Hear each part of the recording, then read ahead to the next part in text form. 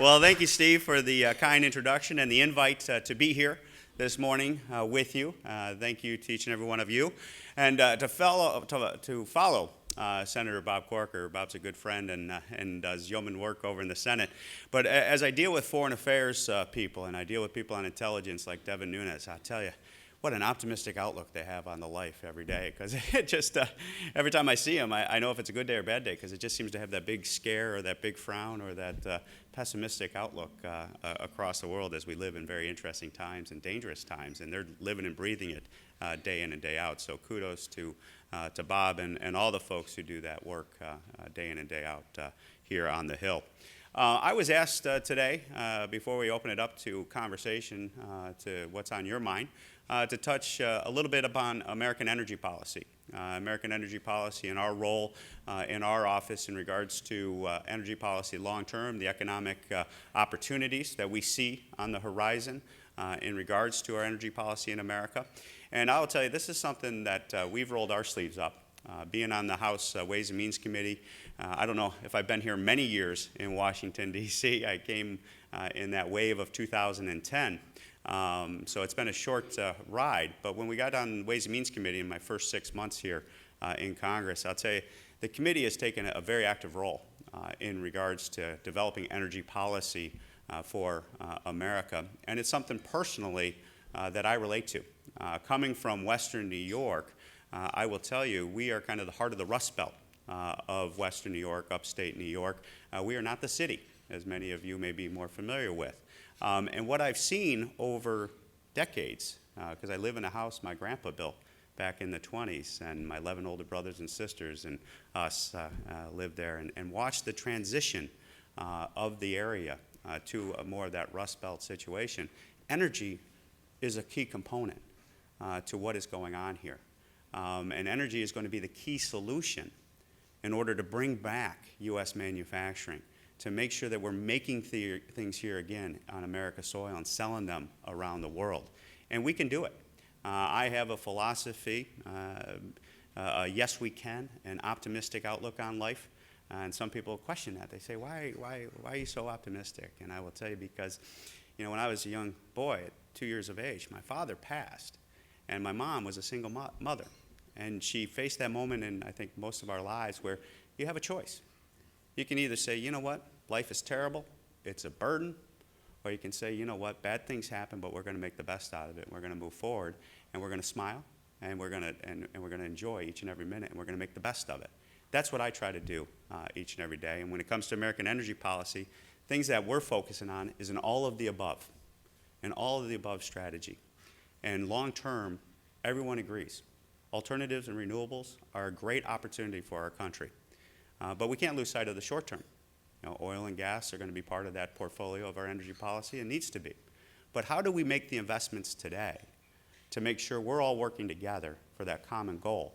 And that is to find that endless supply of energy, clean energy, that we can produce here to drive costs down, to become stable when it comes to our utility rates, our cost inputs, and also how are we going to make sure that we have a clean environment, and a clean environment going forward.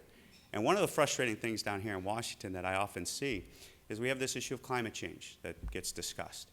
And there's a big fight. What causes it? And if you don't believe 100% is caused by human behavior, then we're going to get into an hour-long, 2-hour-long debate about that. I say, you know what? I'm past that. Is the climate changing? Yes. Can we argue about what's causing it? Yes, I guess we can, because it's out there. But don't we all agree that we want a clean environment? I have not met a man or woman, either on the Hill, in the House or the Senate, or amongst any of the travels that I have gone across the country, and said, you know what, are you advocating for a dirty environment? No. So common sense can bring us together to say, well, then let's unite. I had a great conversation with Senator Begich at one of these off-the-record dinners, and I said, look, we just had a 20-minute, 30-minute fight about this issue. But you and I agree on the same thing. We want a clean environment. So the policies that we're adopting here, things that we've been part of, like the production tax credit. See, people don't realize, I get asked often, what, you guys aren't doing anything in Washington.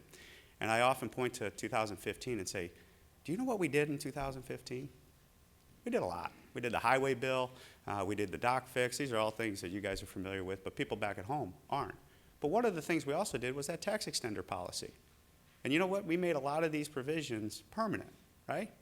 And the production tax credit now for our investments in wind and alternatives is now something that's on the books. It has a phase-out plan, but working with the industry, working with the various stakeholders, we came up with a policy now that wind is in a position to develop, to grow. And not only is that going to make us more energy secure, not only is that going to produce a cleaner energy source, but it is also going to be a great jobs creator for people like us in rural districts of Western New York. And also, let me share you a story. Back in Steuben County, which is my home county, there's a community called the town of Howard. And in the town of Howard, they put a wind farm in. Now, town of Howard is classic Rust Belt, classic agriculture, classic, not a lot of activity there. The biggest thing was the highway going through when they made it a 4-lane about 30 years ago. That's the last time they had any type of economic development. But a wind farm came in. And you know what it did? To about 30 different farmers, it was that revenue line that was going into their coffers to allow them to continue that farming operation for another generation. I can't tell you how important that is to our people, to our people that we represent back in Western New York. This is their life. It's not just about a paycheck. It is about a way of life. And sustainable energy like wind is allowing that to be passed on to the next generation. So not only is there economic impacts, there's cultural impacts, and then also as we develop things like the production tax credit, our combined heat and power proposals that we have out there, incentivizing efficiency and resiliency and making sure that we're a voice of that in the Ways and Means Committee and making sure that gets in the tax code as we go through tax reform. We are going to continue to not recognize, to not lose sight of the national security implications that this policy brings to each and every American. Because the more that we can become self-sufficient, energy secure, you and I both know the war of oil is real. Anybody who denies it, not being honest with you. And I've been in enough living rooms, we've lost enough sons and daughters, brothers, sisters, mothers and fathers in my district to say, if I can be part of an effort to stop that, I will do it day in and day out, and it doesn't matter how we accomplish it, so long as we accomplish it together. So I want to hear what's on your mind, but I'll tell you there's an exciting opportunity on the horizon. We are teed up for tax reform. 2017, I think, is really coming into shape as to finally us come together in the House and Senate and saying enough is enough, and people are recognizing that we can't wait any longer. Now, we're going to do as much as we can in 2016. There is an effort afoot to try to get international and corporate reform done. We all know the inversion and foreign acquisition issue and the broken tax code that's leading to that.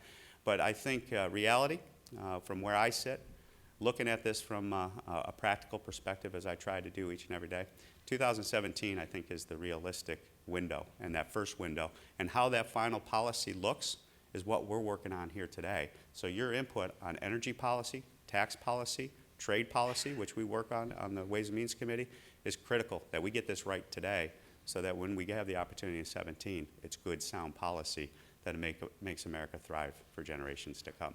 So with that, love to have what's on your mind.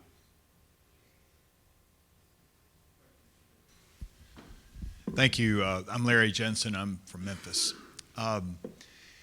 With regard to tax policy, small business and capital formation in small business and the taxation policies that make that very difficult. It also impacts the small farmer, and then the regulation. You get over 50 employees and all of a sudden it's a very big place to be and difficult. So that's several questions there, but I think you get the drift of it. Well, I appreciate it, and I appreciate the frustration that is expressed in the question. And one of the things, capital formation and just the overall burden of the tax code, it again resonates with me that it is time for us to fix this tax code. A lot of people don't realize. When I go around, they say, well, didn't you guys take care of a lot of this in 01? You reduced the rates, the Bush tax cuts and all that stuff. That just dealt with rates. The last time we actually reformed the code was 1986. So what we're doing today And what we will be doing in 16 and 17 is going to be around for a long time, if not one, at least 2 or 3 generations. And so we have to do it right. And we need to simplify the code. And these are the guiding principles that we've adhered to, we in the committee have adhered to. We're going to simplify the code, we're going to make it fair, and we're going to make it competitive for the 21st century. If you take those cornerstone principles, that will guide you as to instincts as to how we're going to develop the code going forward. And so all the things you talk about when you talk about capital formation, the regulation, the burden of the broken tax code, two of those goals hit squarely in there, competitiveness and simplifying the code. So totally get the sentiment, and we are working on it. We hear it loud and clear. And one of the things that we can't go down, and what I'm concerned about in the presidential election that we're hearing a lot about, is that big bad Wall Street, the big bad institutions that are abusing everybody. Hey, there's abuses. There's abuses there, and I will be the first one to join hands with my Democratic colleagues and say, if you're abusing the system, you need to go to jail. You need to be held accountable. But let's not lose sight. Throw all the good actors out with the bad actors and recognize that there's a powerful force there that is generating a tremendous amount of capital, a tremendous amount of seed money for the next entrepreneur, the next Apple, the next GM, the next Ford that's going to be coming down the horizon with the technological advances that we're seeing, in particular on the energy side. I mean, I had a great conversation last night with a large auto manufacturer about how they're delving into this space, into energy, and not just on the transportation side, but where it's delving into in regards to production and self-sufficiency and creating power generation from their own facilities, taking the waste energy that they're using in the facilities, repackaging it, and making sure that fuels the manufacturing assembly lines of tomorrow. That's a game changer. That cut costs, that makes them competitive, and we're going to be making product here in America, which is the ultimate goal that I am committed to. Yeah, Deborah.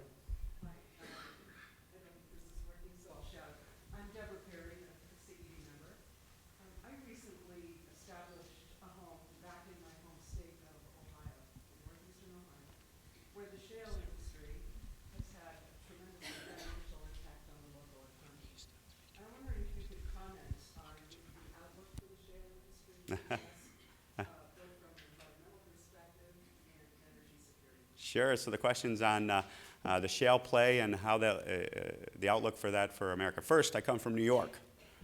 I don't know if you follow it, but New York, in its great wisdom in Albany, decided to ban the development of natural gas for whatever purposes they so choose. I think it's more politically motivated than it is based on science and data. And as I said from the beginning, I come from a yes we can attitude.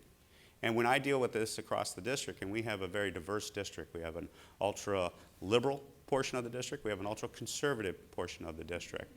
And when I go into some of the areas that are adamantly opposed to the development of shale in New York State, I just say, when did we become the country of no, we can't? If there's a problem, we solve it. And so the shale outlook, I think, is very positive long term. Now, we are having some difficulty, obviously, with the oil and natural gas rates, prices where they are, and it's stressing the industry. There's no doubt about it. Just last week, I was on a deep water well 200 miles off the coast of Louisiana getting firsthand information on how it's impacting the oil industry here in America. And it is impacting it. And you see the mom and pop shops, you see the generational shipbuilding operations, the service ships that are going out there. You see it in northeastern Ohio as the shale play comes down. You see it in the northern tier of Pennsylvania, and you see the depressed nature of the market. But long term, I see good things on the horizon. I think the price is going to naturally stabilize. It's going to get to a level that people can make the investment and develop the shale play as we go forward. And I think it's going to be one of those long-term economic engines that's going to provide jobs for people and also bring energy security to America. On the same front, the environmental concern cannot be left off the table.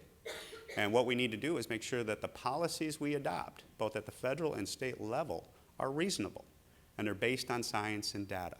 And make sure science and data drives the debate. And if there is an obstacle, if there is a problem, if there's an issue, if there is a risk, we use our innovative ideas in America to solve those risks and have a can-do attitude, not a no, we won't, never in my backyard attitude. Hi, Congressman Terry Callahan with the Alliance to Save Energy. Following on that vein and solutions that are out there, I wonder if you can comment on whether or not there's any discussion in the tax arena of a tax on carbon as a way of making sure that the market picks and chooses winners and losers, but there's losers, not the Congress dictating, but recognizing that there is a cost to carbon. Yeah. So the whole conversation, there's obviously a tremendous amount of debate and a tremendous amount of discussion going on. Do we have a carbon tax? There's a whole fee and dividend structure being explored out there as an alternative to the carbon tax of traditional models. So that debate is going on. Do I see that having a groundswell of support that's going to get to 218 and 60 in the House and Senate?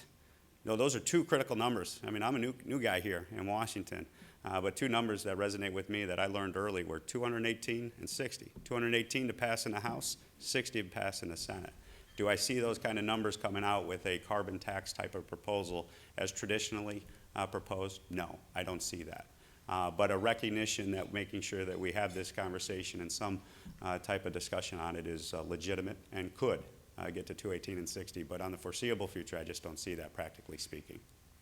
Yeah. Well, I thank you very much for the opportunity to have this conversation. Steve's been a great friend. We appreciate all your leadership here, Steve, and thank you very much for what you do.